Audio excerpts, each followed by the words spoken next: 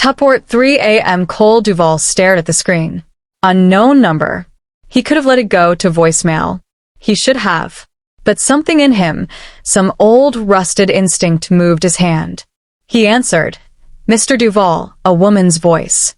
Calm, but pressed. This is Dr. Lena Reyes. I'm a neonatologist at Charleston Presbyterian Hospital. I'm sorry to wake you, but you're listed as the emergency contact for Marianne Harper. His pulse stuttered. He hadn't heard that name spoken aloud in months. What happened? She's been admitted in preterm labor, 32 weeks. She's stable for now, but we've had to move quickly. The baby is in NICU. We need an emergency guardian signature for potential interventions and genetic screening. A pause. Are you the father? The words hung in the dark like steam on cold glass. Yes, he said, quieter than he meant to. Can you come in? I'm on my way. He didn't bother with his coat. He grabbed his keys, wallet, and phone and walked out into the warm southern night. The old wrought iron gate clicked shut behind him, echoing in a way that made the estate feel hollow. Dead. Even the Spanish moss hanging from the oaks looked like it was holding its breath. By the time he hit the main road, the rain had started. Not hard, just enough to blur the streetlights and give the roads a film of gold. Charleston slept, but Cole's mind didn't. Marianne, he hadn't seen her since the divorce was finalized 8 months ago, signed in a cold office with warm lighting and quiet pens. She hadn't cried. She hadn't even looked back. And he'd let her go with the same detached silence he'd used to close property deals. Their marriage had ended not with shouting, but with absence.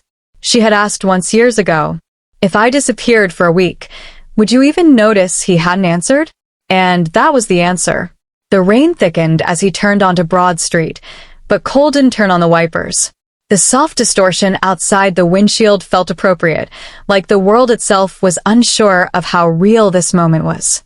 Charleston Presbyterian sat like a ship's bow on a hill, lit in warm floodlights, the kind meant to comfort, but not invite. Cole parked crooked and didn't care. At the front desk, he barely got his name out before a nurse, short, fast-moving, probably no older than 30, rushed him through security. Nika's this way. Dr. Reyes is waiting, she said, pressing a visitor badge into his hand. The halls smelled like bleach and peppermint. The kind of clean that didn't feel human. Has she seen the baby? He asked. The nurse nodded briefly. She was asking for you. That hit harder than he expected. The Nika looked like a science fiction lab glass lights machines that hummed with quiet precision. In the center of it, all surrounded by wires and tiny beeping monitors, was her, the baby, his daughter. He stopped short, heart catching somewhere between his ribs. She was impossibly small, her skin a soft red pink like she'd barely arrived in this world, and wasn't sure she wanted to stay. Dr. Reyes met him at the glass. Her expression was calm, but her eyes, dark-focused, watched him closely. She's stable but underweight, 3.6 pounds. We're monitoring respiratory distress. Right now, we need your signature for a surfactant procedure. Genetic testing, too, for potential blood compatibility. We always ask the biological father first. Cole didn't respond right away. He just stared at the baby. So small, so still. I'll sign, he said finally. The clipboard appeared, pen ready. The signature line looked familiar, like all the contracts he'd ever signed, but heavier. He signed it anyway. When he handed it back, his hand was trembling. Dr. Reyes softened. Would you like to sit with her? I don't think I should. Not yet. She won't know, Mr. Duvall. But you will. He nodded once. She left him there alone with his daughter. Behind the glass, the baby's tiny chest rose and fell with mechanical rhythm. A tube helped her breathe. Her hands, if you could even call them that, looked like doll's fingers barely curling under the cloth. Cole sat slowly. His knees felt weak, which didn't make sense. He'd walked into boardrooms with billion-dollar mergers on the line and never once needed to sit. He leaned forward and whispered, I don't know what I'm doing. The baby, of course, didn't respond. Somewhere down the corridor, an elevator dinged. He turned, expecting a nurse. It was Marianne. She looked like she'd survived a hurricane. Hospital gown, hair limp, eyes puffy. But she walked straight toward him like gravity had never stopped working. They stopped a few feet apart. "I didn't call you," she said. Her voice was hoarse. "I know. I told them not to. I didn't want to drag you into this. You didn't drag me anywhere." For a second, the hallway felt suspended in amber. Just the quiet hum of lights and machines behind the glass. "She's yours," Marianne said quietly. He nodded. "I didn't tell you." She added, not as apology, but as confession. "Why?" All paused. Her mouth worked, then stopped, then started again. "Because I didn't think you'd come. I'm here now." "I see that." Silence again. But this one wasn't sharp. It was tired. "Sad." "She looks like you," he said without taking his eyes off the incubator. "She sleeps like you, all balled let up." A breath escaped her. Maybe a laugh, maybe a sigh. "I named her," Marianne said in my head. "What is it, Clara?" He turned to her finally. "That was your grandmother's name. She used to say, 'Even the smallest lights can find their way through a storm.'" Felt fitting. Another silence. Then Marianne asked softly, "Do you regret it?" "Regret what?" "Not fighting for us. Not saying anything." When I walked out, he swallowed. "Every day," she looked at him. Really looked at him. "I was scared," he said. "Not of you. A feeling, something I couldn't control." Marianne nodded, then pointed to the glass. "You can't control her either." "I know. So, what will you do?" He looked back at Clara. "I'll stay," he said. "As long as it takes." Marianne's eyes shimmered, but she didn't cry. Instead, she sat beside him. Together, they watched their daughter breathe. Not as husband and wife. Not yet, but something that felt like a beginning. If you enjoyed this video, comment 1 to let me know. If not, comment 2. Your thought mattered to me either way.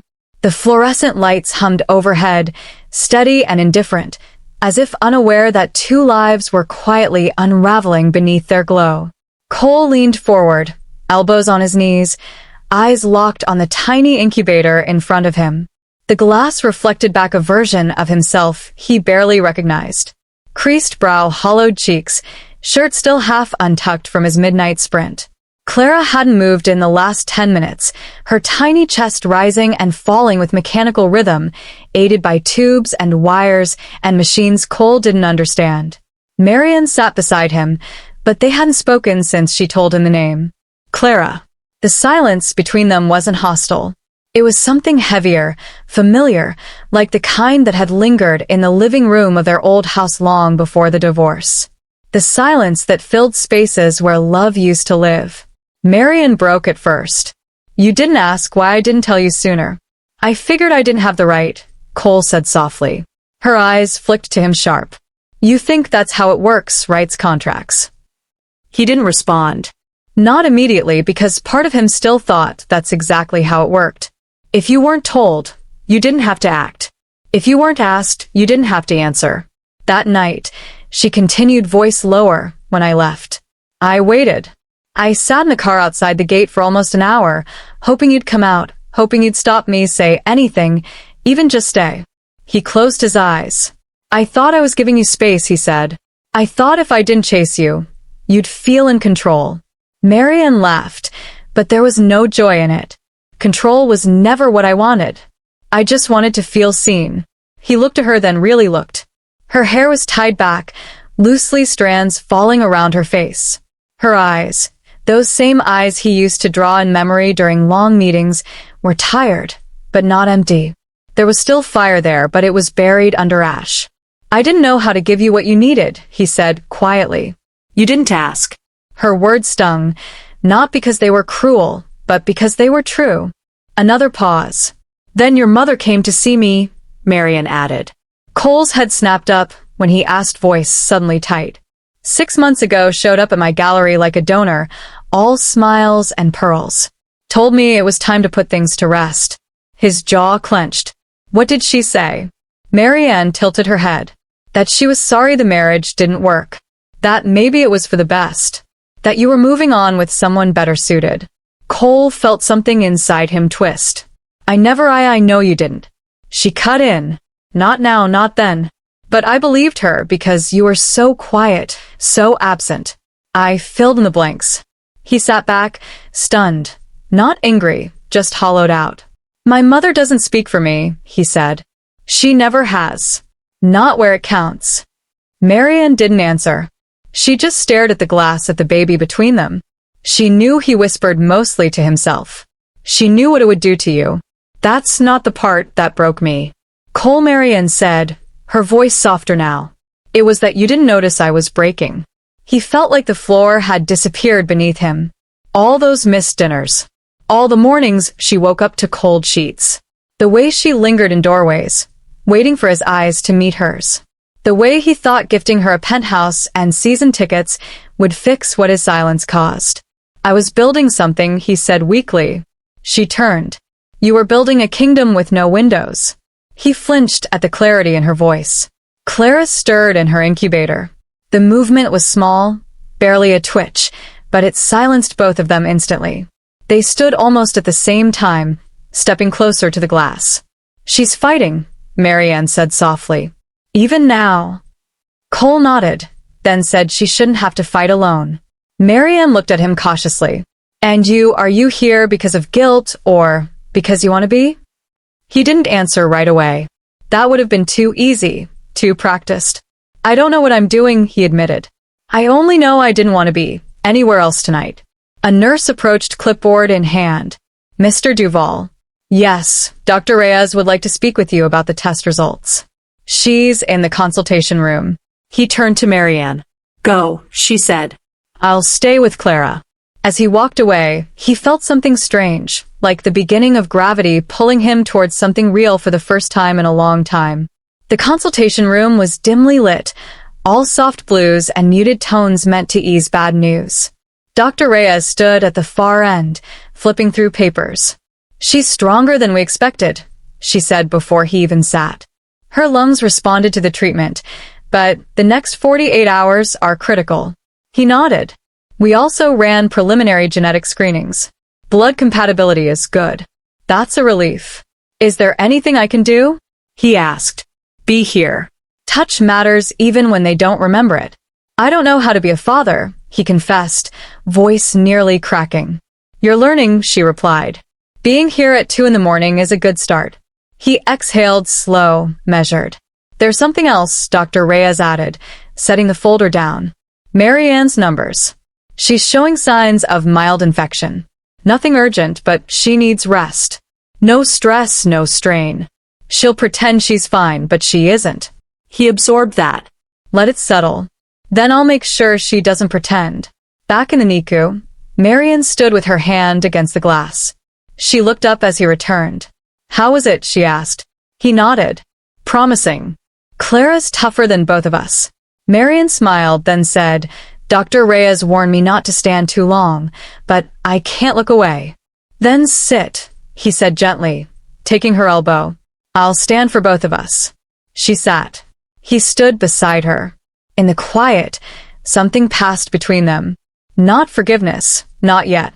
But maybe the memory of what used to be, or the first heartbeat of what could still be. Charleston's sky had shifted from pitch black to a soft navy just shy of dawn, but the windows of the NICU still glowed with a quiet urgency. Cole hadn't moved from his post beside Clara's incubator. His tie was gone, shirt rumpled, hands in his pockets. But his eyes, they hadn't wavered. Marianne had dozed for an hour on the reclining chair across from him, her arm draped protectively over her middle, instinctively curling toward where her daughter no longer was. Even in sleep, she looked uneasy, as if some part of her spirit refused to rest. A light knock sounded on the glass pane of the NICU door. Dr. Reyes stepped in, a fresh cup of hospital coffee in hand. You're still here? Cole nodded, voice low. She's barely the size of my hand. Dr. Reyes offered a tired smile. And yet she's carrying the weight of your world. He accepted the coffee, without protest. It burned his tongue, but he welcomed the sting. Has she improved? He asked. We're cautiously optimistic. She's breathing better than expected for 32 weeks, but we still have to monitor her heart function, and infection risk is always on our minds. Cole looked back at Clara. I've built towers in 5 cities, designed things that broke world records. But this, he exhaled. She's more fragile than anything I've ever touched. Love tends to be, Dr. Reyes said quietly. A nurse entered behind them, checked Clara's oxygen levels, adjusted a sensor, then slipped back out. Every movement in the NICU felt reverent. Every sound, the low hiss of airflow, the beeping monitors pulsed like a heartbeat in Cole's ears. Marianne stirred. Her voice was faint. Is it morning? Cole walked over, handed her the coffee, still pretending it's not. She accepted it, brushed a hand over her eyes. I had a dream, she murmured. Clara was older, standing in the garden of that old inn we stayed at in Savannah. He sat beside her, the one with the lilacs and the cracked fountain. She nodded, the memory warming her tone. She was laughing, running barefoot, hair flying everywhere. Cole hesitated. Did I see her? Marianne looked at him, eyes unreadable. You were in the window watching. That hit deeper than it should have. Before either of them could say more, the door opened again. Pearl Duval. She walked in like she owned the air. Shoulders squared, pearls perfect, her coat draped elegantly over one arm despite the humidity. Behind her, the hum of morning bustle, nurses, shifting rotations, carts squeaking down the hall seemed to quiet in deference to her presence. Marianne stiffened. Cole stood slowly, bracing. Mother, he said, his tone clipped. Cole. She returned her gaze, sweeping first to her son, then briefly to Marianne. You didn't return my calls. I didn't think this was the time for catch-up. Pearl ignored the jab. Her eyes drifted past him to the glass enclosure. She stepped closer to Clara's incubator, one gloved hand rising to her chest. She's very small, she said, voice softer than expected. She's strong, Marianne replied from the chair. Pearl turned slowly. I didn't come to argue. Then why are you here? Cole asked, his voice edged in restraint. I wanted to see the child. And you? Her gaze shifted carefully, avoiding Marianne now. I understand the situation is delicate. Delicate? Miranda echoed. She's not a scandal. She's a child. Pearl didn't flinch. I meant no offense. Cole stepped between them subtly. Clara is my daughter. Our daughter. Whatever you thought was acceptable before, it doesn't apply now. Pearl's eyes narrowed, but she didn't respond. I'd appreciate it, Marianne said, sitting straighter. If you didn't treat my daughter like she's a complication. Pearl drew a breath, held it, then said, You weren't always this hostile, Marianne. You weren't always this condescending, she replied evenly. Cole felt the tension tightening around them like cello strings about to snap. He ran a hand through his hair. Mother, I think it's best if you leave. Pearl's lips parted as if to protest, but then something flickered across her face. A recognition. A sliver of old pain that softened the steel in her posture. Fine, she said. She turned to go but stopped at the door. Your father would have wanted to know her. She left without waiting for a reply. The room felt quieter when she was gone, like the pressure had dropped a few degrees. Marianne sipped her coffee, then exhaled shakily. She hasn't changed. She's not used to being uninvited, Cole said, sinking back into the chair beside her. She thought love was something you could manage like a business. You used to think that, too. He looked at her eyes, honest. I don't anymore. She didn't smile, but something in her face shifted. Less guarded, more tired. She's going to try something, Cole Marin warned. She'll find a way to make this harder. Then she'll lose, he said without blinking. I won't let Clara be pulled into that world. And me? Marianne asked, her voice a whisper. He met her eyes fully. You were never the problem. A pause. You were the only thing that ever made sense. She held his gaze for a long, fragile moment, then looked away. Outside, the first hints of morning crept over the city. The light that filtered through the NICU windows was soft gold, turning the linoleum floor into something almost warm. Clara stirred again. Cole stood and walked to the incubator, placing his hand lightly against the glass. I'll protect you, he whispered, even from the people who raised me. Marianne watched from the chair, and for the first time since arriving, her shoulders dropped, not in defeat, but in release. Cole didn't move. He didn't rush. He just stood there, palms steady, breathing with her. The hospital world moved around them. Nurses walking briskly, monitors blinking, the city waking up just beyond the glass. But inside that room, time slowed, and something that had once broken started to thread itself back together. If you enjoyed this video, comment 1 to let me know, if not, comment 2. Your thought mattered to me either way. The late morning sun had begun its slow climb over Charleston's historic skyline, casting fractured gold across the hospital floor. It filtered through the tall NICU windows in soft shafts, catching the curve of the incubator, the delicate pulse of machines, and the fine tremble of Marianne's fingers as she adjusted the thin blanket on her lap. Cole watched her from across the room. He hadn't left the NICU in hours. His tie was now tucked in his coat pocket. His phone had buzzed 6 times. His assistant, his board liaison, a meeting reminder about a new riverfront acquisition. He ignored every one of them. Right now, the only thing that mattered was 5 pounds of fragile humanity behind that glass wall. Clara's pulse was steady, her color stronger, and her breathing, still aided by tubes, had become less labored. But the fear hadn't lifted. It had simply changed shape. Dr. Reyes entered with a calm expression and a folder tucked under her arm. CL's vitals are improving, she said. She's responding well to the intervention. Marian exhaled, barely audible. That's good. That's really good. But we've come to a point where we need to make decisions regarding the next phase of care. Dr. Reyes continued, we'll need updated guardian permissions, and legally we still require confirmation of paternity. The forms are simple, but they're important. Cole stepped forward. Whatever you need, I'll sign. Marianne tensed beside him. Dr. Reyes caught the moment. She paused. I can give you both a few minutes if you need to discuss anything in private. No, Marianne said a bit too quickly. It's fine. Dr. Reyes nodded and exited, her shoes soft against the polished floor. Cole turned to Marianne. You don't want me to sign? She didn't answer right away. Instead, she stood slowly, walked over to the window that looked into Clara's unit. Her arms crossed tightly across her chest. Not in defiance, but protection. I want to believe you're here for the right reasons, she said quietly. Not because it's a crisis, not because it's guilt. I'm here because I should have been, he replied. She turned to face him. Her voice shook. You didn't want a child, Cole. Don't rewrite the story now just because she's in an incubator and you feel something. His heart thudded once painfully. I never said I didn't want a child, he said. No, she said. You just never said anything at all. The air between them cracked open, and there it was, finally laid bare.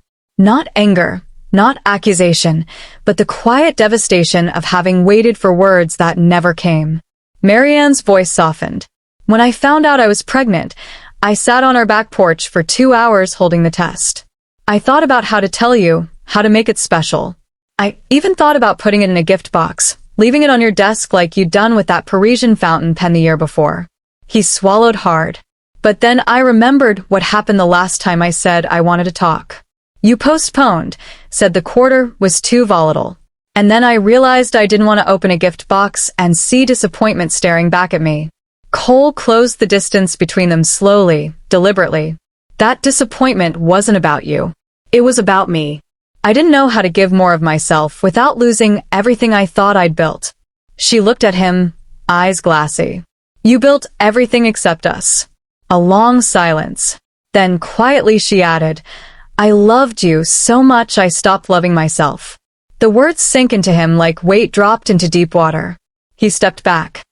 Then I'll prove this isn't guilt. How I'll stay. For how long, she whispered. As long as it takes. The door opened before either could say more. A familiar voice spoke. Well, this is cozy. Cole's shoulders stiffened. He turned. Standing in the doorway was Ella, Mayanne's best friend, longtime confidant, and the last person he expected to see before noon. She walked in wearing a worn denim jacket, floral scarf, and her signature confidence, a coffee in each hand. Thought I'd bring caffeine before y'all start naming the baby after a business merger. Marianne's face lit up faintly, but it was there. Ella, don't Ella me like I'm some ghost. You think I'd miss the birth of the next Monet? She set the coffees down and immediately hugged Marianne, then pulled back, scanning Cole with her eyes narrowed like a southern ant assessing a stranger's potato salad. "Cole Duval," she said dryly. Still allergic to joy, Cole managed to smile. "Nice to see you, Ella." She walked around him slowly. "I saw your face on the cover of Charleston Quarterly last month. Real estate titan saves riverfront. Tell me, do they Photoshop in the soul now, or do you have to pay extra for that?" Marianne stifled a laugh, which made Cole's jaw unclench just slightly. Ella turned serious. "She didn't tell me at first about Clara. About you. She was trying to be strong." "I know," he said. "And now you're here trying to fix what you left untouched for years." Ella's eyes softened. "You better mean it, Cole. Because this little girl, she's not a press release. And this woman, she's already fought one silent war. Don't make her fight another." He nodded slowly. "I mean it." Ella studied him, then gave a short nod. "Good. Now sign the damn papers." Cole glanced at Marianne. She gave him a small nod. He walked to the counter, picked up the clipboard Dr. Reyes had left, and read each line like it mattered. Because it did. When he signed the bottom, something shifted. Not in the room, in him. He handed the form to Ella, who raised an eyebrow. "You didn't even flinch. Who are you, and what did you do with the emotionally constipated CEO working on it?" he said. Marian looked at the incubator again. "She has your eyes." "No." Ella said she has her mother's fire and her father's silence. "Let's hope she learns how to speak." Cole turned to the glass. Clara stirred again, a tiny flicker of movement barely visible to the world, but monumental to him. Outside clouds had gathered, dimming the sun. But inside that room something had begun to glow. Not forgiveness. Not yet. But the light that sometimes slips through the smallest cracks. The kind that feels like hope. Charleston skies had gone overcast by afternoon, drawing long shadows across the pale hospital walls. The rain hadn't started yet, but the pressure in the air said it was only a matter of time. A low, pregnant kind of stillness. Inside the NICU, Clara's vitals held steady. Her oxygen support was reduced slightly, a good sign. The nurses moved with quieter urgency, now not rushing, but never idle. Every motion counted. Every decision mattered. Cole stood near the window with a hand on the edge of the incubator, not touching, just present, watching, breathing with her. He hadn't slept, not properly, but he didn't feel tired. Marian sat in the corner recliner again, legs pulled up beneath her. She wore one of the hospital's soft fleece blankets around her shoulders, and her hair was tied up in a loose knot that kept slipping strands down across her cheek. She was flipping slowly through the NICU handbook they'd been given, eyes scanning, but clearly elsewhere. Her thoughts weren't on page 5's feeding tube diagram. Cole spoke without looking up. "Do you remember the night we bought the Savannah property?" Marian glanced up, surprised. "The inn?" He nodded. "The realtor thought we were insane. Said the foundation was barely holding." "It was holding," she said. "Just needed someone who believed in it." Cole gave a faint smile. "You told me if we didn't buy it, the ghosts would be offended." "I meant it," she replied, her voice softer now. That place had stories in the floorboards, the kind that don't let go. They fell quiet again. But it wasn't the awkward kind this time. Marian folded the booklet on her lap. "Why bring that up?" "Because that was the last time I remember us building something together. Not just buying, actually creating." Marianne's expression shifted, nostalgia, mixing with sadness. "We were happy there, even if it was just for a season." "I've been wondering," Cole said carefully, "if that season ever really ended for you, or if it ended because of me." She leaned back. "I think it ended when I realized I was the only one still fighting for it. That hurt, but he didn't deny it." "Then let me fight now," he said. "You're already here," she replied. "That's something, but showing up isn't the same as staying." Before Cole could answer, the door opened behind them. A woman's voice, smooth as polished glass. "I hope I'm not interrupting anything sacred." Marianne closed her eyes. Cole turned. Pearl Duval stepped in with her usual curated elegance, cream-colored trench heels clicking softly against the tile. She held a gift bag with tissue paper arranged so perfectly it could have been in a magazine spread. "I was told by reception that visiting hours were still open," she said. Unless you'd prefer I make an appointment next time. Cole kept his voice level. Why are you here? Mother Pearl's gaze flicked to Marianne. I thought it appropriate to bring something for the child. My granddaughter. She said the word like she'd only just learned how to pronounce it. Marianne stood gently, placing the booklet on the side table. You don't need to bring gifts, Pearl. Oh, I disagree, Pearl replied, walking toward the incubator.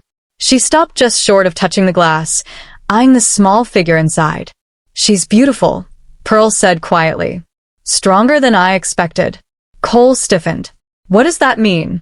Pearl turned smiling. Only that she clearly takes after the Duval line.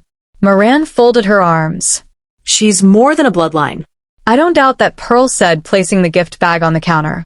Still, it never hurts to recognize what a child is born into. Legacy has weight, after all. Marianne stepped forward, voice tight. Is that why you came to make sure Clara gets measured for the family expectations before she can even breathe on her own? Pearl's smile thinned. I came because she is family regardless of how I may feel about the circumstances. The circumstances, Marianne echoed, eyes flashing. You mean your son falling in love with someone who didn't fit your checklist? Now hold on, Cole began. But Pearl lifted a hand, cutting him off without touching. I'm not here to argue, Pearl said. Only to clarify. I may have disagreed with your union, Marianne, but I never wished you harm. You didn't have to, Marianne said, voice trembling. You just erased me from the future. Pearl faltered just for a second. But it was enough. Cole stepped forward. You told her I was moving on, that I had no interest in being a father. Did you think I wouldn't find out? Pearl blinked slowly, her posture stiffened, chin lifting. I was trying to protect you, she said. From making a mistake that could cost you everything you've worked for. I already lost what mattered, Cole replied. And it wasn't the company. The silence that followed was thick. Too thick.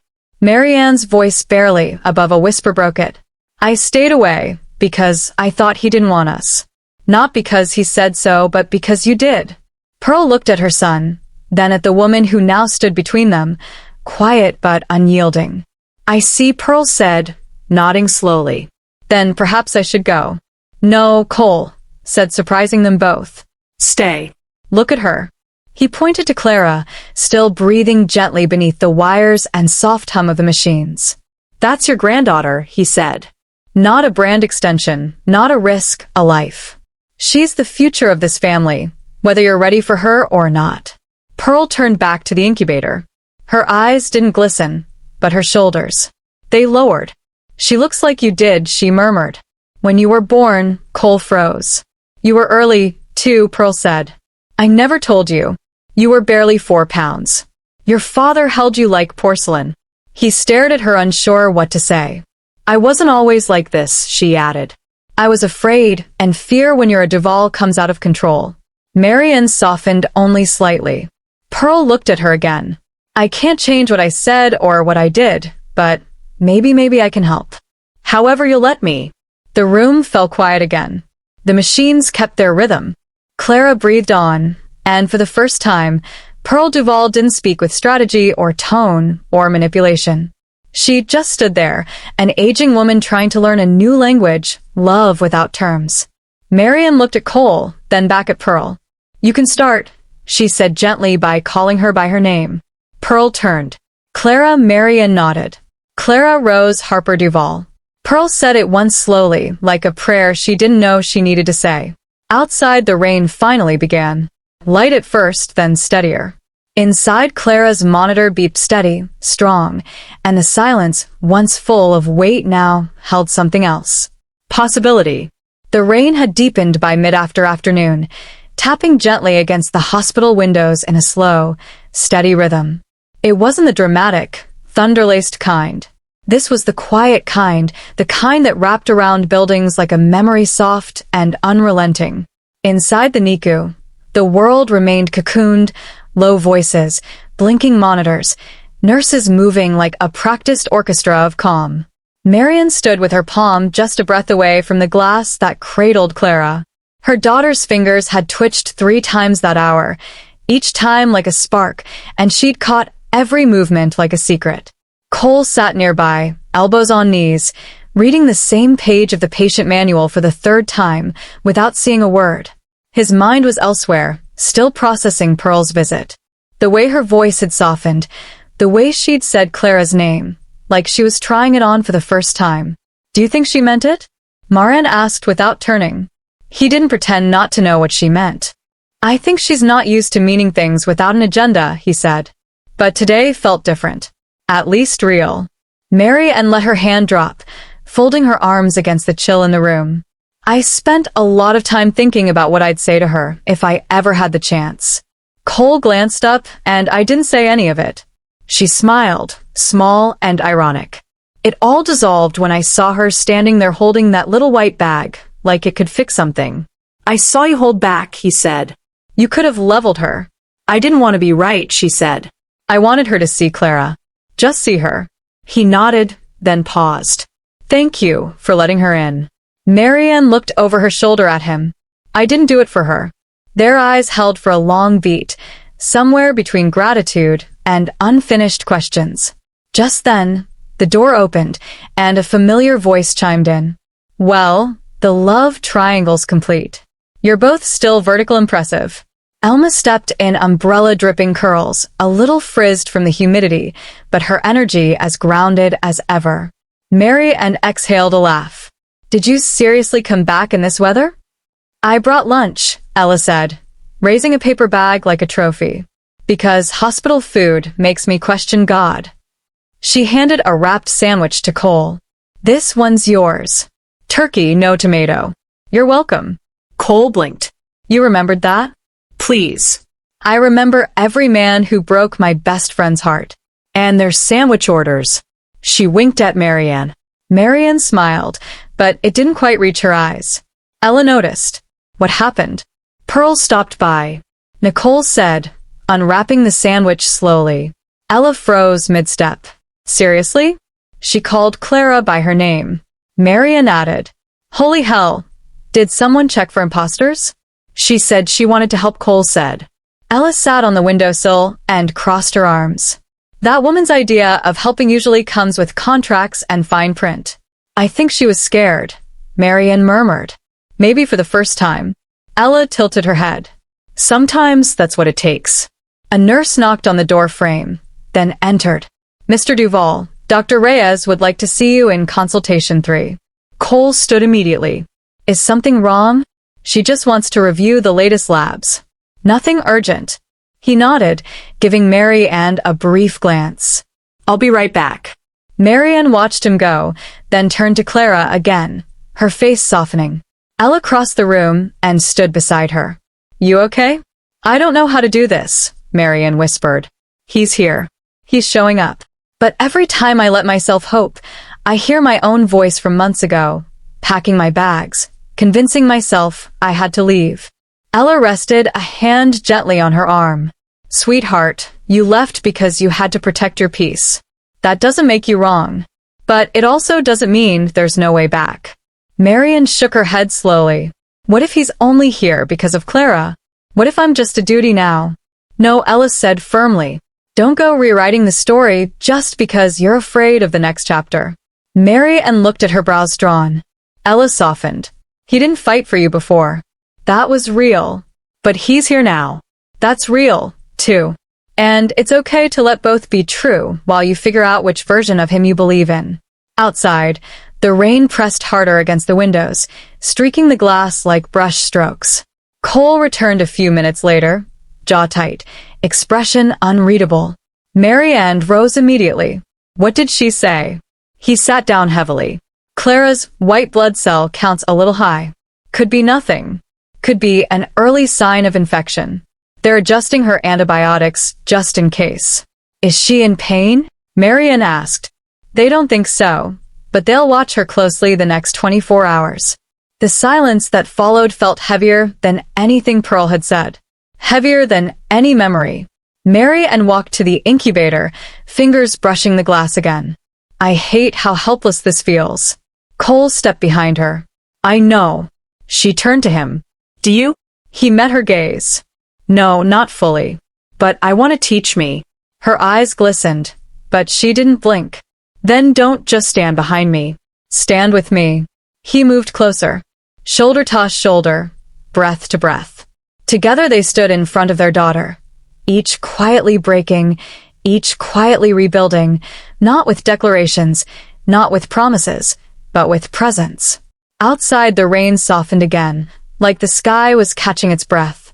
And inside, between glass and machines, a family stood not whole, yet not healed, but trying. The sky had cleared by morning, but the hospital still smelled like rain. Sterile, cold, and full of waiting. Cole had returned to the NICU before sunrise.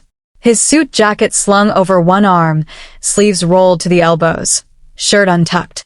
Sleep had barely touched him. Not that he noticed. Clara's monitor still beeped in rhythmic reassurance, but the night's update lingered like static at the edge of his thoughts. Her white blood cell count had stabilized, but just barely. Dr. Reyes had said they'd caught it. Early adjusted treatment in time. Still, the phrase, watching closely, echoed in his mind like a warning bell. He paced the floor near her incubator, counting each breath she took. Marian entered quietly behind him, a fresh change of clothes and a hospital-issued cup of coffee in hand. She stopped just inside the doorway, watching him for a moment before speaking. "You know," she said gently, "you're going to burn a hole in the tile." He turned, startled, then gave her a tired smile. "She's worth the hole." Marian approached, setting the coffee down on the table and folding her arms. "You stayed the whole night again." "I couldn't leave." His voice was quiet. "Every time the machine clicked, I panicked." She nodded slowly. "I remember those nights, the early ones. When she'd kick so hard, I thought she was trying to break out." A flicker of a smile tugged at his lips. "She's a fighter. She gets it honest." Their eyes met an acknowledgement of something too big to name. Then, like a curtain falling between them, the silence returned. Cole finally asked, "Why didn't you tell me the words were barely above a whisper, but they hit like thunder?" Marian didn't answer right away. She walked to the glass eyes, focused on Clara, as if drawing strength from her daughter's fragile resilience. "When I found out she said I was scared," he stepped closer. "Of what?" "Of everything," she admitted. "Of becoming a mother. Of losing myself. Of telling you, and watching your eyes go flat like they did when I talked about anything outside your firm." He blinked once. "I convinced myself it was better to protect her from the version of you I was seeing. The one who stopped asking how my art was going, who missed our anniversary dinner to close a deal in Miami." His throat tightened. "I thought I was building something for us." "You were building it," she said, turning to face him. "But you forgot we were supposed to live in it together." Her voice cracked slightly at the end. "I wanted to believe we'd get back to who we were," she went on. "But every day you disappeared a little more. So when I saw those 2 pink lines, I didn't feel joy. I felt abandoned before I even said a word." Cole stepped back like the air between them had pushed him. He ran a hand through his hair, frustrated with himself. "I would have been there," he said. "Maybe," she whispered, "but maybe not the way she needed." And that terrified me. Just then the door opened and Pearl entered, holding a small plastic container and a paper bag. "I brought lunch," she said, as if announcing a peace treaty. Marianne and Cole exchanged glances. Pearl walked to the side table, placed the items down carefully, and straightened her already immaculate blouse. "There's a farmer's market off King Street that makes chicken salad the right way. With tarragon and grapes, not that nonsense with almonds." She opened the container, revealing perfectly made sandwiches. "You came through security with grapes," Cole muttered. Pearl ignored him. "I also brought tea. Herbal. You looked exhausted yesterday." Marianne arched a brow. "So now you're a tea person." Pearl hesitated, then looked at Clara. "I'm trying." It was simple, honest. No grandeur. Marianne studied her. "Trying? Why now?" Pearl turned her expression tight. "Because I missed everything else. I missed Cole's first words, his first recital, his heartbreaks. I was always working or traveling or managing some crisis." Cole stared at her, caught off guard. "I told myself it was strength, that I was holding everything together," Pearl continued. "But I was just absent quietly, elegantly, completely." Her voice broke slightly on the last word. Marianne didn't reply. Pearl took a breath, steadied herself. I see you holding this little girl together with nothing but your will in a folding chair. And I realized I could either keep being who I've always been, or I could try something else. Marianne was quiet for a long time, then finally said, "Thank you." Pearl blinked. For what? For saying that out loud. Pearl looked like she might cry, but of course she didn't. She turned toward the window and straightened a stack of papers that didn't need straightening. The tension broke a little, enough for the air to return. Cole rubbed the back of his neck.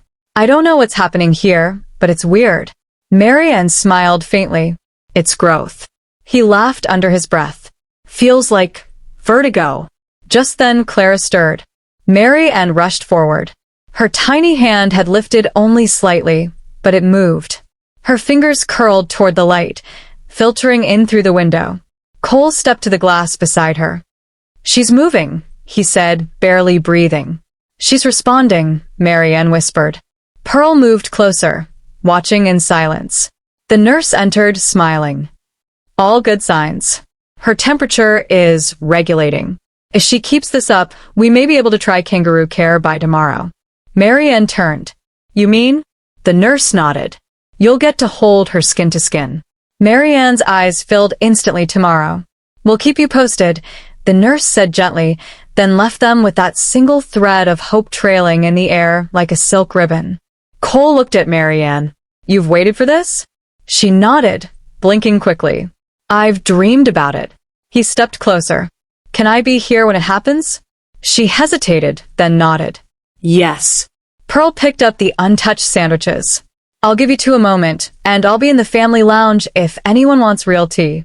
She left without another word. Cole stood beside Marianne, both watching Clara's gentle, miraculous movement. After a moment, he said, She's saving us. Isn't she? Marianne whispered. She already has. The air in the NICU that morning felt different. Not lighter exactly. There was still the low hum of machines, the sterile scent of sanitizer, the ever-present buzz of nurses passing between rooms. But beneath it all, there was something new. Anticipation. Marianne stood by the sink, washing her hands for the third time in 10 minutes. She kept glancing toward Clara's incubator, then back to her trembling fingers, as if they could somehow ruin everything if she didn't get them perfectly clean. You'd think I was preparing for surgery, she muttered, trying to laugh, but her voice cracked. Behind her, Cole leaned against the wall, arms folded, watching her quietly. It's not surgery, it's a miracle. Marianne turned to him, nerves blooming behind her eyes. They said, 20 minutes. 20 minutes I get to hold her. You'll make every second count. She took a breath, then another, grounding herself. A nurse approached gently, pushing back the curtain. You ready, Mom? Marianne nodded, but her hands kept shaking. The nurse smiled. You're going to do great. Let's get you comfortable first. Cole stepped forward. Can I? Hey, do you want me to? Marianne paused, then reached for his hand. Yes, please. He took it without hesitation. They followed the nurse to the reclining chair beside the incubator. Marianne sat down slowly, her breath shallow, like she was afraid to move too fast and break the moment. The nurse spoke softly. We'll bring her to you. Just relax. Let her feel your heartbeat. That's all she needs. Cole knelt beside the chair, one hand on Marianne's knee. She gripped it like a lifeline. When the nurse gently lifted Clara from the incubator tubes and wires delicately in place, Marianne's breath caught.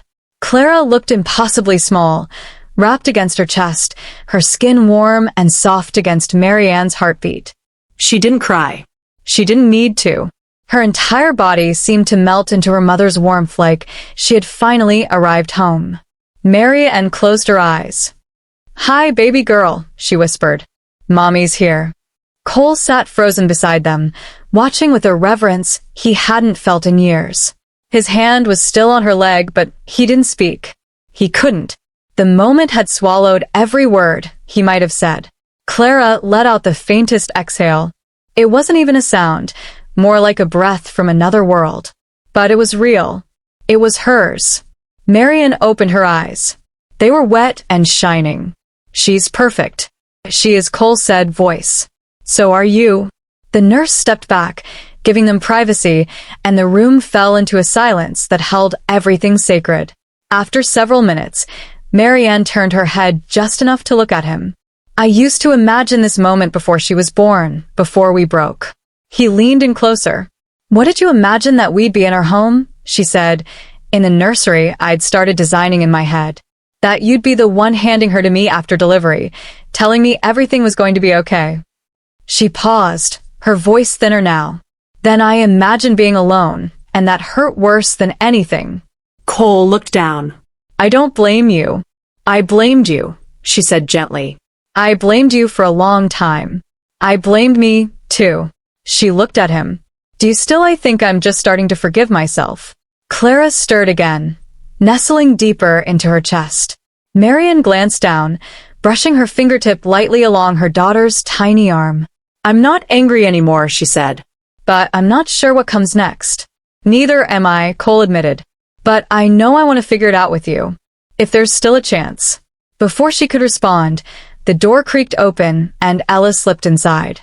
Her voice was hushed, but charged with her usual dramatic flair. I swear the vending machine downstairs is personally out to get me. I press D6, and it gives me a bag of peanuts like I'm on an airplane in 2003.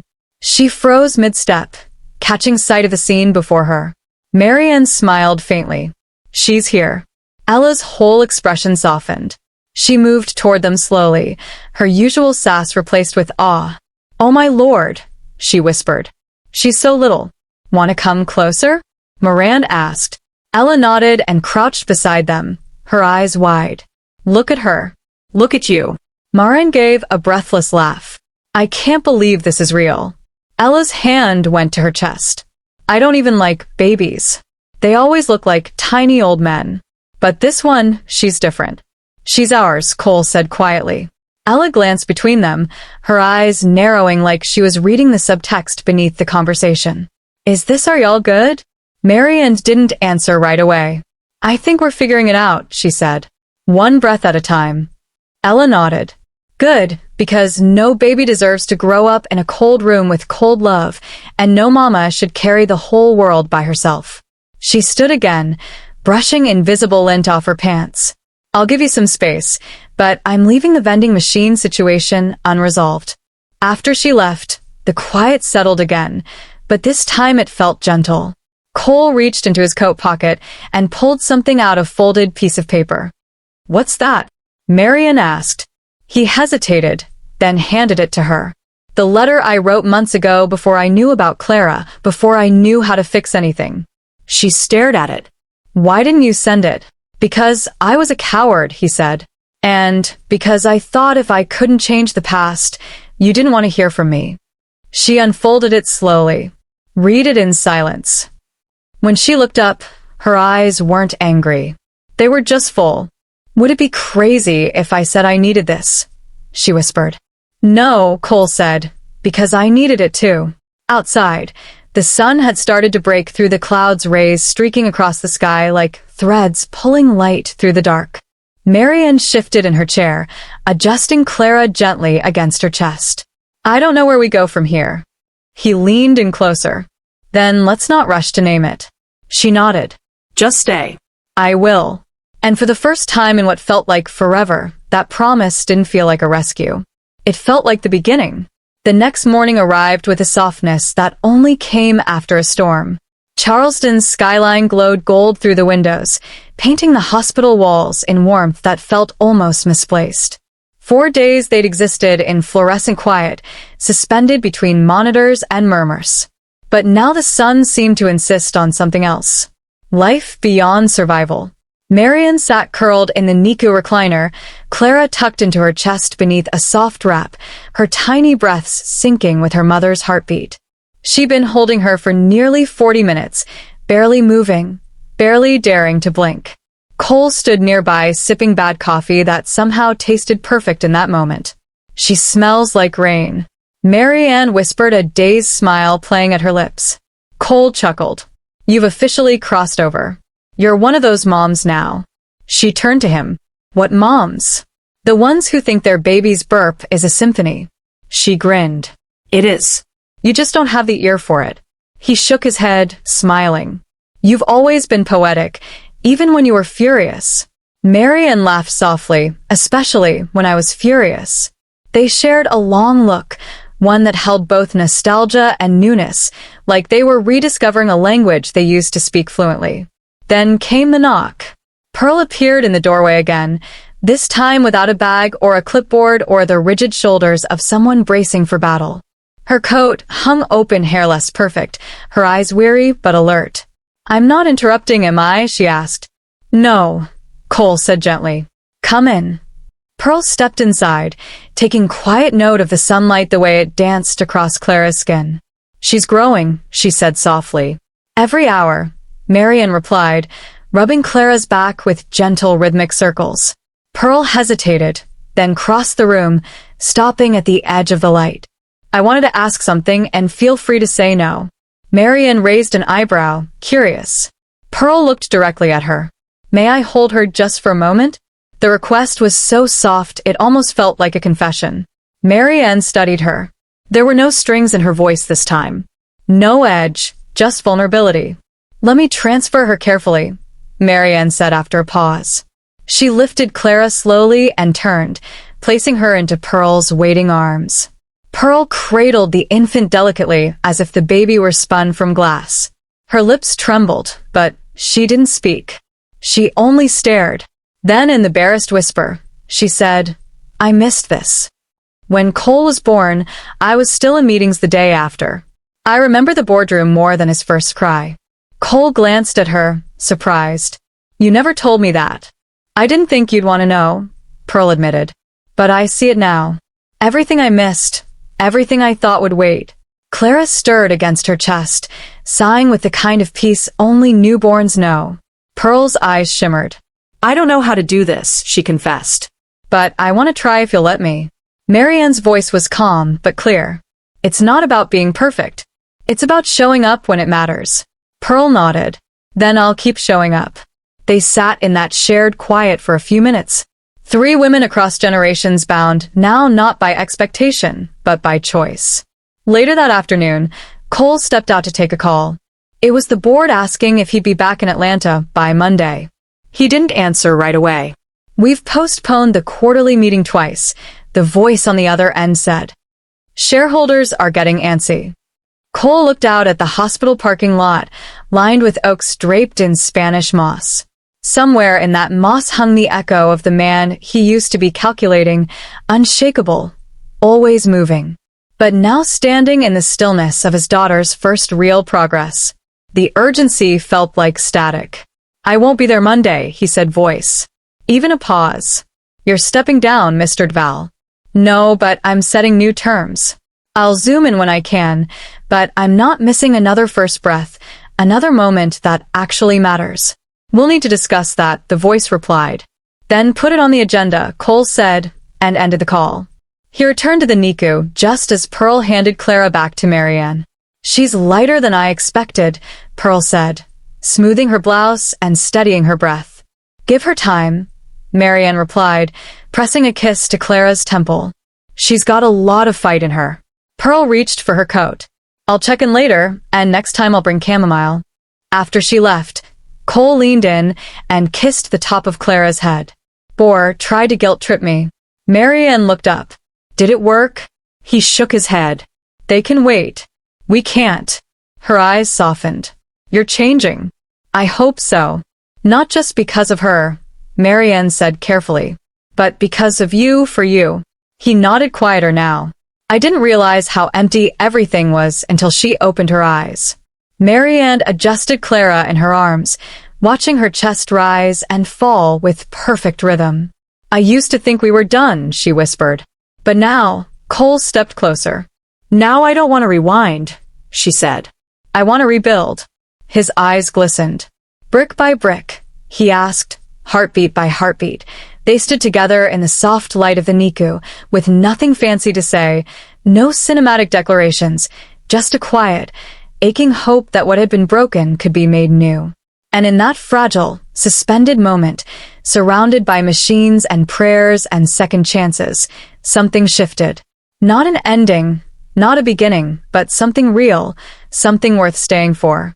The evening cast long shadows through the Nika windows, stretching across the tiled floor like reaching hands.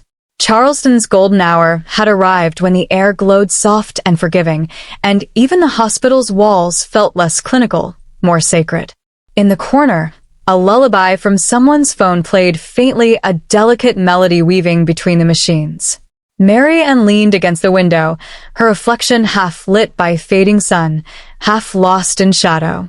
She watched as a nurse checked Clara's vitals and adjusted the monitors. The numbers were better today. Oxygen steady, heart rate consistent, her tiny lungs working just a bit harder on their own. Mary Ann exhaled slowly, pressing her hand flat against the glass. The nurse gave her a nod before slipping quietly away. "You're strong," she whispered. "Stronger than either of us were ready for." Behind her, Cole walked in with a small brown paper bag in hand. "I brought dinner, and by dinner I mean 2 bagels, a bruised apple, and some kind of mystery tea the receptionist swears cures everything." Marian smiled but didn't turn. "Sounds gourmet.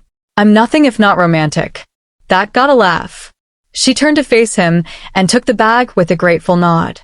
"You didn't have to. I wanted to," he said, his voice quieter. "Besides, we're in this together now. You said that." She opened the bag, pulling out the bagels wrapped in crinkled deli paper. "This feels like college." Cole chuckled, sitting down across from her. "Remember that all-night diner off Meeting Street? The one with the jukebox that only played sad country songs and the sticky booth that always smelled like maple syrup?" She said, laughing. "I do. We fought over who got the last fry." He said, "You cried because you thought I was serious. You said I was always dramatic." She raised an eyebrow. "I remember that." He winced. "One of many moments I'd take back if I could." Silence stretched for a breath. Then Mary Ann softened. "You're not that guy anymore." "I'm trying not to be," he said. They ate in silence for a few minutes, the rhythm of the hospital continuing around them like background music to a memory. "I talked to my dad today," Cole said suddenly. Mary Ann looked up, surprised. "Really? That's rare?" "Yeah." He called after he saw the quarterly meeting press release. "Said I was making emotional decisions." She rolled her eyes. "Classic." "I told him emotional doesn't mean irrational. I told him Clara matters more than any number on a chart." Mary Ann's eyes searched his face.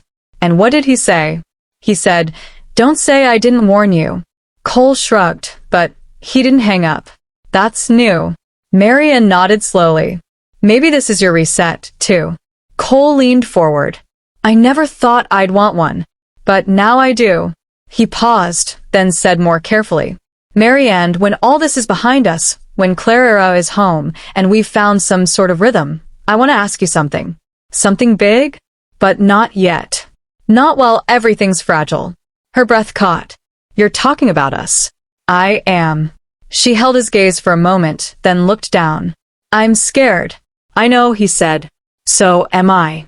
She picked at the corner of the bagel wrapper, her fingers trembling slightly. "It's not just about love or forgiveness. It's about trust. The kind that takes years to rebuild." "I've got the time," he said. She looked back at him, eyes glistening. "Do you really mean that he didn't blink?" "Yes." The door opened again softly this time, and Pearl entered, holding a neatly folded knit blanket in her arms. "I didn't knit it," she said quickly, holding it out. "But I paid a lot of money to someone who did. It's hypoallergenic." Mary Ann took the blanket, running her hand along the soft edge. "It's beautiful." "Thank you." Pearl nodded, then looked at Cole. "Your father called me, too." Cole sighed. "Of course he did. He thinks you're making a mistake. That you'll regret stepping back from the company." Cole's jaw tightened, but he didn't speak. Pearl walked to Clara's side and looked down at her tiny face. "But he doesn't know what it feels like to lose everything and still be standing." "I do." Mary Ann glanced at her. "You never talk about your past." Pearl smiled faintly because it's full of silence and sacrifice and not enough truth.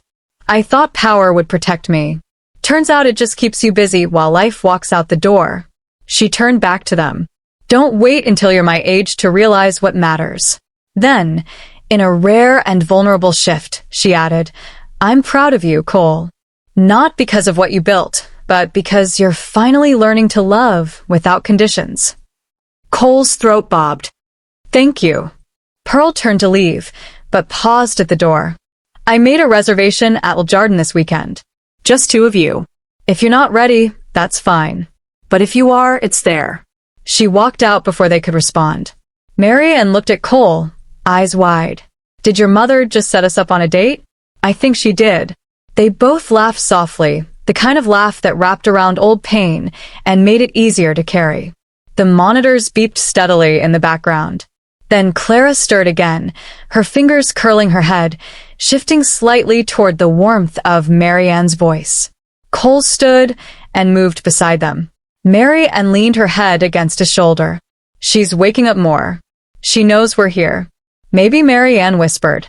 Or maybe she's just teaching us how to be. Cole wrapped his arm gently around her back, holding them both steady.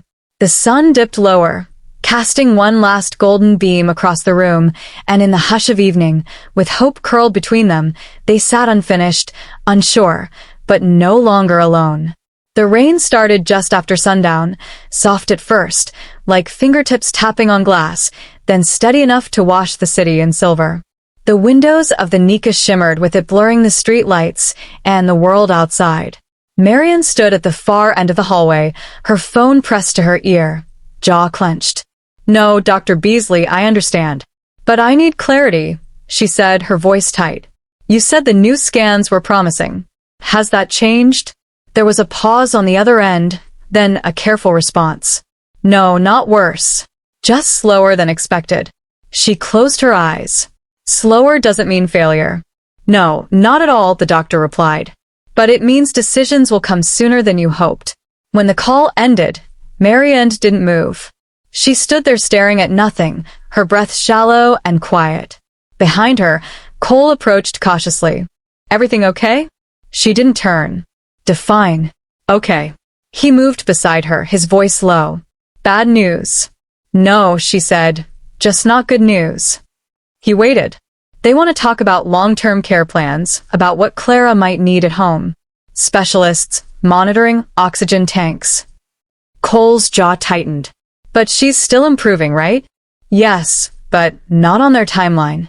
She turned toward him, now finally. And the fear in her eyes wasn't just about Clara. It was about herself.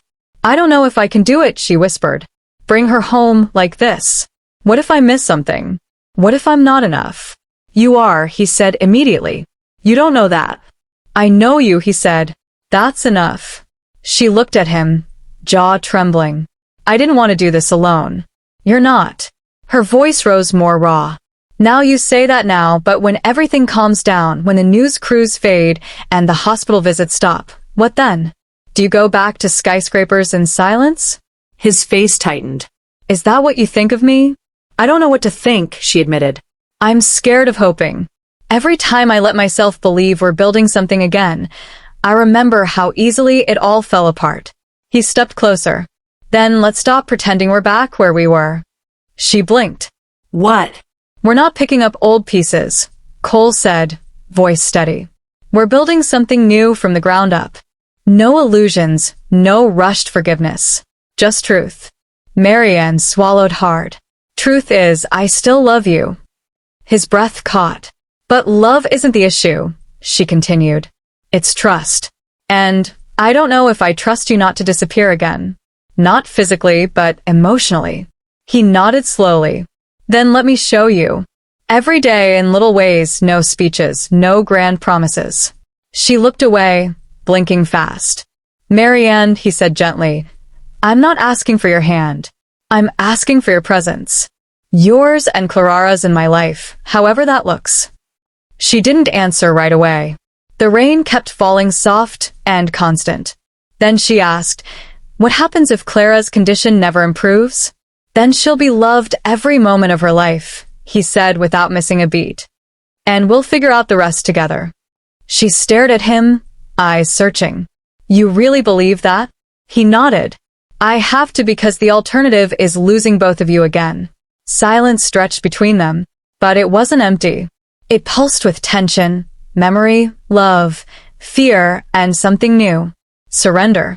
Marian stepped forward slowly, rested her forehead against his, and whispered, "Then stay. I'm not going anywhere." Just beyond the glass, the rain kept falling soft and relentless, cleansing everything it touched. The sound of Clara's breath, soft and steady beneath the rhythmic hum of the monitor, filled the dim hospital room.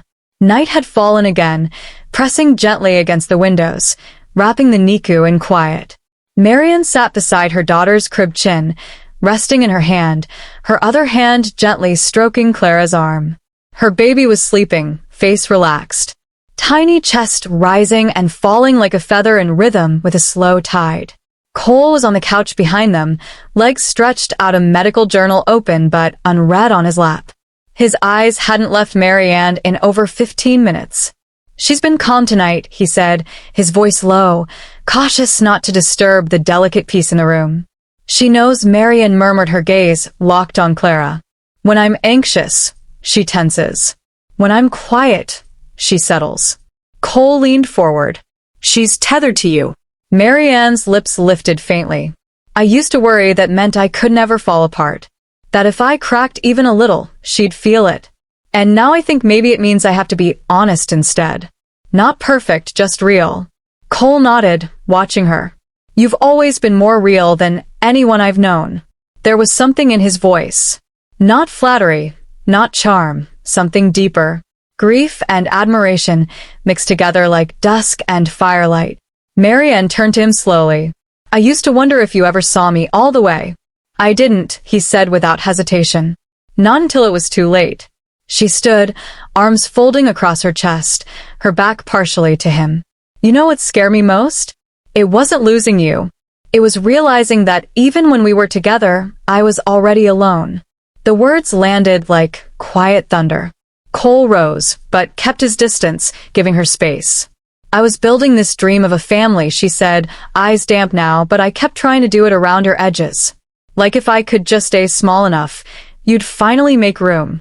His face twisted, pain, shame, helplessness all flickering through. "I thought making more money would fix it," he said. "That if I gave you everything, you'd feel everything." "I didn't need everything," she said, turning back to him. "I needed you." A long beat passed. Just breathing. Just the steady beeping of Clara's monitor. Then he stepped forward carefully, slowly. "I know now that love isn't about what you build around someone.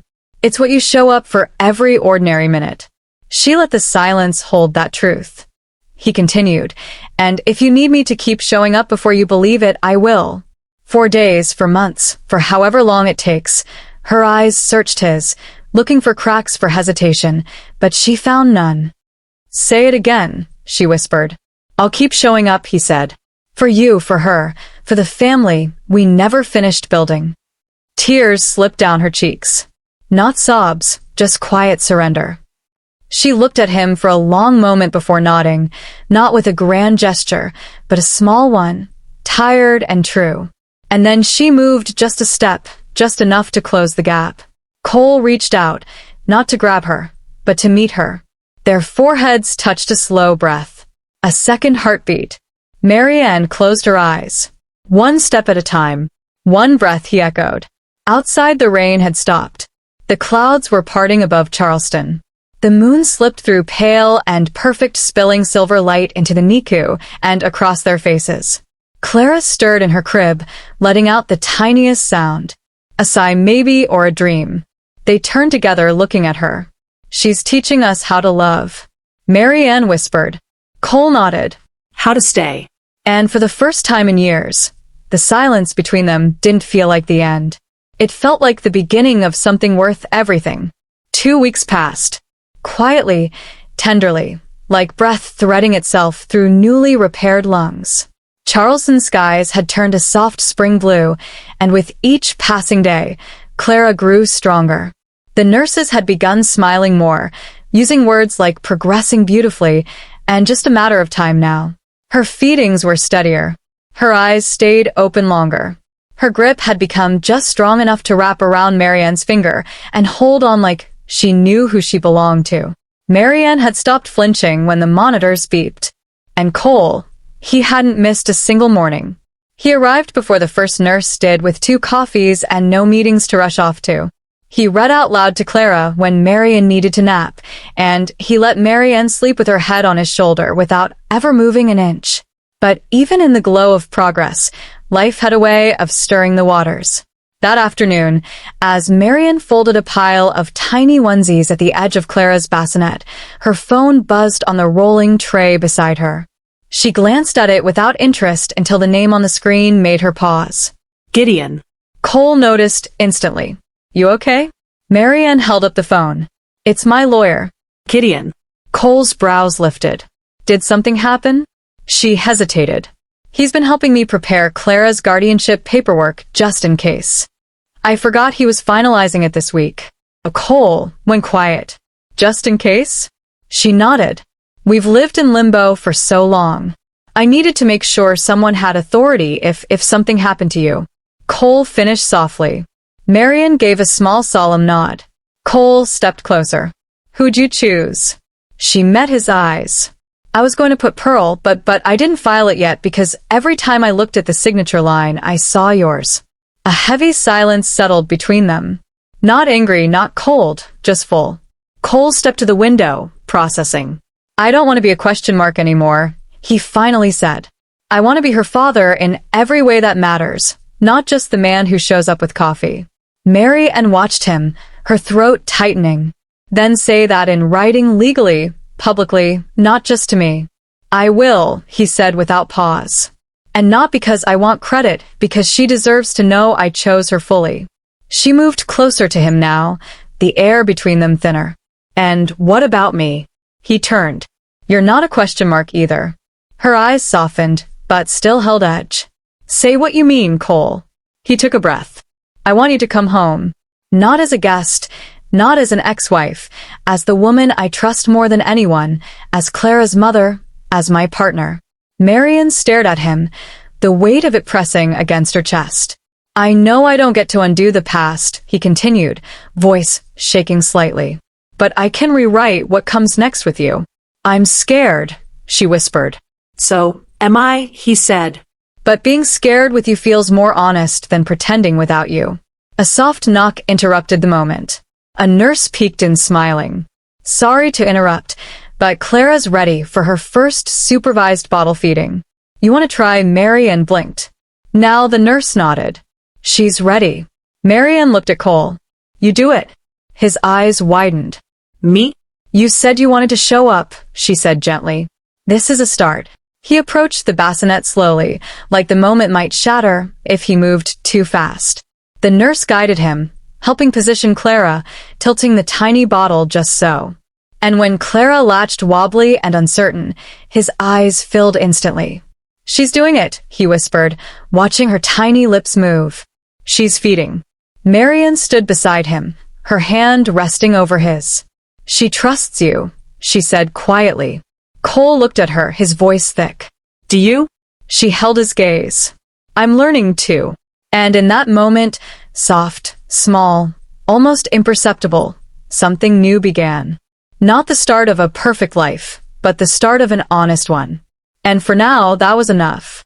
The late afternoon sun cast a golden hue across the Charleston rooftops, turning the hospital windows into mirrors that shimmered with warmth. Inside Clara's NICU room, the monitors still blinked softly, but the energy had shifted. There was laughter, now light, careful, but real. Marianne held Clara against her chest. The baby's head nestled under her chin, impossibly small, yet strong in her own fragile way. The skin-to-skin contact calmed them both. Marianne's heartbeat slowed. Clara's tiny breaths synced with her mother's rhythm, like they were remembering a song they'd written together long ago. Cole sat across from them, a pen in his hand, and a form on the tray beside him. He hadn't signed yet. Marianne noticed. What are you waiting for? Cole looked up. Nothing. Everything. She shifted. Clara gently, making sure her head was supported. You're scared? Yes, he said honestly. Not of being her father, I already am, but of what comes after I put it in writing. Like, once I sign this, I have to live up to it every second. And what if I fall short? Marian didn't answer right away. She rocked slowly in the hospital chair, letting the moment breathe. You will fall short, she said quietly. We both will. Cole's eyes searched hers. But if you're present, even in your flaws, that's what matters, she continued. Clara doesn't need perfect. She needs constant. Cole looked down at the paper again, his name already printed neatly on the first line. The guardianship agreement, the medical co-consent, all of it. I'm afraid to believe this is real, he admitted. That you're really letting me back in. Marianne's voice was steady. I'm not letting you back in. I'm walking forward with you. That's different. He stared at the paper. Then he signed. One slow signature. No flourish. Just truth and ink. He set the pen down and looked at her. Marianne smiled soft, worn, grateful. And that's when the knock came. Not a nurse, not Pearl. Gideon. He stepped inside a briefcase in hand. His gray suit. Crisp, his presence measured. Sorry for the interruption, he said. But there's something that requires both your attention. Marianne's brows furrowed. What is it? Gideon placed a manila envelope on the tray beside the signed documents. It's a revision from the board of Cole's company. Cole stiffened. What kind of revision? They've reviewed your extended leave. The press has spun it as a full resignation, though you never submitted one. Investors are panicking. There's been talk, serious talk of removing you from the company entirely. Marianne's stomach tightened. They can do that. They're preparing a vote, Gideon said. Unless you return immediately and reaffirm your position. Cole leaned back slowly. I see. You'll need to decide, Gideon continued, whether you'll fight it or let it go. The silence that followed felt like glass cooling under pressure. Moran's voice broke it. What do you want to do? Cole's jaw flexed. What I want to be here with you, with Clara. That place, it was built for a version of me that doesn't exist anymore. Gideon studied him. Then you need to be ready for the consequences. Cole nodded. I am. Gideon gave a tight smile. Then I'll make the necessary filings. He left as quickly as he came, the door clicking softly behind him. Marianne looked at Cole. That was your entire legacy. No, he said gently. You are. And she is. Clara stirred against her chest, a quiet sound like a whisper trying to form words. Cole rose and crossed to them, kneeling beside her chair. He placed his hand gently over Clara's back, then looked up at Marianne. I've spent my whole life building something I could put my name on. But this, he nodded at Clara. This is the first thing I want to build without needing to own it. Marianne blinked, her eyes filling. Cole smiled, tired and honest. I don't need skyscrapers anymore.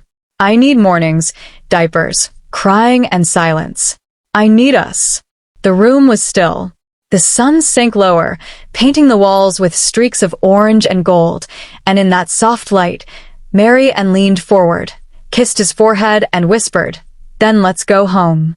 It was nearly dusk when the discharge papers were signed. The nurse wheeled in a soft quilt-lined carrier for Clara and placed a final folded set of instructions on the tray. The room that had once been filled with quiet panic and sleepless nights now smelled like fresh linen and lavender hand sanitizer. It didn't look like a battleground anymore. It looked like an ending and a beginning. Marianne was dressing Clara slowly, one tiny sock at a time, her fingers shaking not from nerves, but from awe. She fits in this now, she whispered. I remember when her whole body barely filled my hand. Cole stood beside her diaper bag, slung over one shoulder, car seat in the other hand, visibly trying not to fumble either. She's still small, he said with a crooked grin. Just larger than life small. Marianne smiled, but her eyes shimmered. Pearl entered the room quietly. Cars warmed up. I double-checked the straps. Thank you, Marianne said softly. Pearl walked over and looked down at Clara. She's going to teach y'all how to breathe again. You know that, right? Marianne nodded, blinking fast. Pearl leaned in, kissed Clara's forehead gently, then touched Marianne's shoulder. Don't try to make up for lost time. Just be present for the time you've got. Cole nodded. We will. As they exited the NICU, nurses along the corridor waved goodbye, some holding back tears, others whispering. She made it like it was still sinking in. The elevator ride down was silent. Every floor passed like a drum beat in their chests. When the doors opened to the lobby, Marian paused. She turned to Cole. It's strange. What is to be walking out after all this? It feels like we're sneaking away with something sacred. We are, he said. Her outside, Charleston sky had deepened into a velvet blue, the first stars breaking through as twilight settled in. Their car was waiting by the curb, the engine quietly purring, Pearl already in the driver's seat. Marian climbed in the back with Clara wrapping the infant in her favorite pale pink blanket. Cole sat beside her, still watching her with a reverence he never used to show. Not because he didn't care back then, but because he hadn't known how to be still long enough to see her. The car pulled away from the hospital past the glowing street lamps, past the coffee shop where Marianne once broke down during a late-night phone call, past the pier Cole used to stare out at during sleepless nights. Everything they'd endured had been mapped into this city, like ink pressed into parchment. And now they were leaving with the only thing that had ever mattered. When they reached the house, a soft white cottage tucked behind a gate lined with elas. Marianne hesitated before stepping inside. Cole unlocked the door. I fixed the nursery. She stepped in carrying Clara. The scent of cedarwood and fresh paint greeted her. The walls were a gentle sage trimmed with hand-painted wildflowers. There were lullabies stitched into the fabric of the curtains. The mobile above the crib spun slowly, delicate clouds and gold stars. Marian stood in the center of the room and let out a sound, half laugh, half sob. You painted daisies, she said, running her hand across the edge of the dresser. They were on the list you made last year, Cole said softly. I found it in a drawer right after you left. You remembered. I never forgot. She turned to him, Clara still in her arms, her lips trembling. I thought when I left that this would always be a scar. Cole stepped closer. Scars mean we healed. They mean we made it through. She looked down at Clara. She won't remember this, she said. Not the wires, the alarms, the nights. No, he said, but we will. And that will shape how we love her. She laid Clara in the crib. The baby stirred, one tiny hand stretching into the open air like she was already reaching for her future. Cole wrapped his arm around Marianne. You're exhausted. So are you. We should rest. Marianne nodded, but neither of them moved just yet. They stood there in silence, watching their daughter sleep beneath the soft spin of stars. The same stars that watched over them when they were strangers, when they were married, when they were broken, and now when they were whole. Marian finally whispered, I'm scared I'll wake up and find this isn't real. Cole turned to her, eyes steady. It is. It's messy and imperfect and fragile, but it's real. She took a deep breath, leaned her head against his chest. We didn't just survive this. No, he said. We came home, and there it was, the full circle. Not a perfect ending, but a true one. They'd lost and found each other, broken apart, and built something better. Not for the world to applaud. Not for a headline or a legacy, but for the quiet moments, the 2 a.m. ones. The ones no one sees. Where love is most visible. Where it matters most.